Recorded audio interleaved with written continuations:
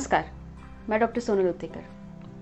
आज हम इस वीडियो में पाइल्स से जुड़ी हर समस्याएं, जैसे उसके क्या कॉजेज होते हैं, वो क्यों होता है, उसका क्या निवारण है, उसकी चिकित्सा क्या है, इसके बारे में जानकारी के लिए इस वीडियो को अंत तक ज़रूर देखें। बहुत से लोग ऐसे होते हैं कि इस बीमारी को वो छुपाते हैं, इससे बोलने से, किसी से शेयर करने से कतराते हैं। इसकी शुरुआत होती कहाँ से है? इसकी शुरुआत होती है कॉन्स्टिपेशन से।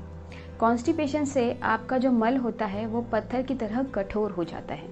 आपके मल द्वार से जब वो पास होता है तो वहाँ पे दरारें पड़ जाती है, जख्म हो जाता है। ये जख्म भरने में थोड़ी सी दिक्कत आपको आ सकती है क्योंकि वहाँ पे सैनिटाइजेशन प्रॉपर मेंटेन नहीं होता और इसकी वजह से ये जख्म भरने में थोड़ी देर लग सकती है। जब ये फिशर धीरे धीरे से भरने लगता है ये, तब वहाँ पे एक एक्स्ट्रा स्किन आ जाती है। ये जो एक्स्ट्रा स्किन होती है वो फिर आगे जाके पाइल्स में इसका रूपांतर होता है। पाइल्स के 4 स्टेजेस होते हैं। पहले 2 स्टेजेस में वो अंदर की तरफ या फिर हमारे जो मल द्वार है उसके अंदर की तरफ ही होता है, लेकिन आगे जाके वो आपको बाहर से थर्ड स्टेज में आपको वो बाहर से महसूस होने लगते हैं और 4th स्टेज में वो पूरी तरह से बाहर निकल आते हैं, जिसमें से खून का रिझाव कंटिन्यूसली होता रहता है। चलिए जानते हैं इनके कारणों के बारे में। इसका सबसे प्रमुख कारण है कॉन्स्टिपेशन। कॉन्स्टिपेशन ये पानी के कम पीने से नहीं होता है, वो हमारे खाने में अगर तेल के पदार्थ कम हो तो जाके आपको कॉन्स्टिपेशन होता है।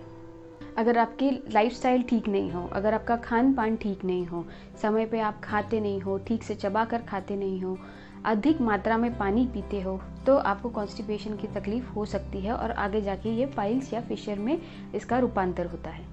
तो चलिए जानते हैं इनके उपायों के बारे में कि अगर आप आहार में कच्चे घानी का तेल और शुद्ध गाय का देसी घी अगर आप इस्तेमाल करोगे, वो भी ऊपर से 1 चम्मच कच्चा घी और तेल डाल के अगर आप किसी सब्ज़ी में डाल लो या फिर आप चावल या फिर दाल में डाल लेते हैं तो आपको कॉन्स्टिपेशन से राहत मिल सकती है।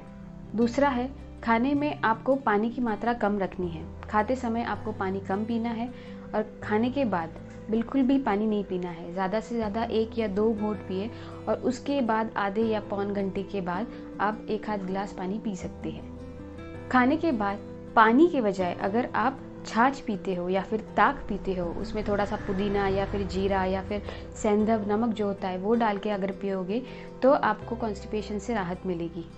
खाने में आप कच्चे मसाले यानी जो खड़े मसाले होते हैं उनका उपयोग ज़्यादा करें। हरी मिर्च या फिर लाल मिर्च, इससे आपको कॉन्स्टिपेशन ज़्यादा हो सकता है।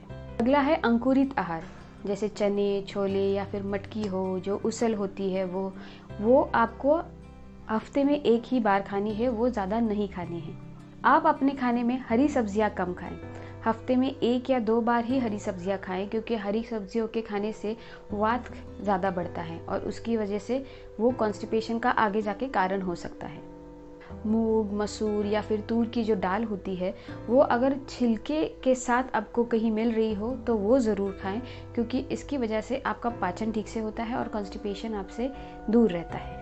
नारियल, दालचीनी, धनिया, जायफल, इनका आप अगर कच्चे स्वरूप में इस्तेमाल करें तो आपको कॉन्स्टिपेशन से या फिर पाइल्स से राहत मिल सकती है। आपने कभी सुरन के बारे में सुना है? सुरन ये हमारे आलू की तरह ही होता है, लेकिन मल द्वार से रिलेटेड जो भी समस्याएं हैं उसके लिए ये रामबाण उपाय होता है। इसके आप खिचड़ी बनाकर खा सकते हैं, इसके आप पकौड़े बना के खा सकते हैं, पराठे बनाकर खा सकते हैं। ये आपकी जो पाइल्स के जो टैग्स होते हैं, जो स्किन बाहर आती है, उसके लिए उसको सुखाने में बहुत ही मददगार साबित होता है। चलिए जानते हैं इसकी चिकित्सा के बारे में। चिकित्सा में सबसे पहले और सबसे उपयोगी है वो है जात्यादि तेल। जात्यादि तेल जो होता है वो आपको एक सिरिंज में लेना है। सिरिंज में 5 ml तक वो खींचना है और वो आपके एनस या फिर आपके मल द्वार से आपको अंदर डाल लेना है, आपको पुश करना है रात को सोते समय। जात्यादि तेल से आपके जो भी जख्म वहाँ पे हुए होते हैं मल द्वार में, वो भरने में आपको मदद होती है। दूसरा तो आपको पता ही होगा, वो है त्रिफला चूर्ण। त्रिफला चूर्ण आपको पानी के साथ 1 चम्मच गुनगुने पानी के साथ आपको लेना है खाना खाने के बाद रात को सोते समय। या फिर आप उसकी टैबलेट जो अभी मार्केट में मिल रही है वो भी 2 गोलियां रात को खाना खाने के बाद ले सकते हैं। लेकिन ध्यान रखें, अगर आपके मल द्वार से आपको ब्लड या फिर खून निकलता हुआ दिखाई देता है या फिर कोई एक्स्ट्रा स्किन बाहर निकली हुई महसूस होती है तो आपको आपके डॉक्टर की सलाह लेना या फिर आपके डॉक्टर के पास जाके चिकित्सा करवाना बहुत ज़रूरी है। आशा है कि आपको ये वीडियो अच्छा लगा हो। इसे लाइक और शेयर ज़रूर कीजिए और ऐसे ही हेल्थ रिलेटेड टॉपिक्स के बारे में और जानकारी के लिए मेरे चैनल को ज़रूर सब्सक्राइब कीजिए। धन्यवाद।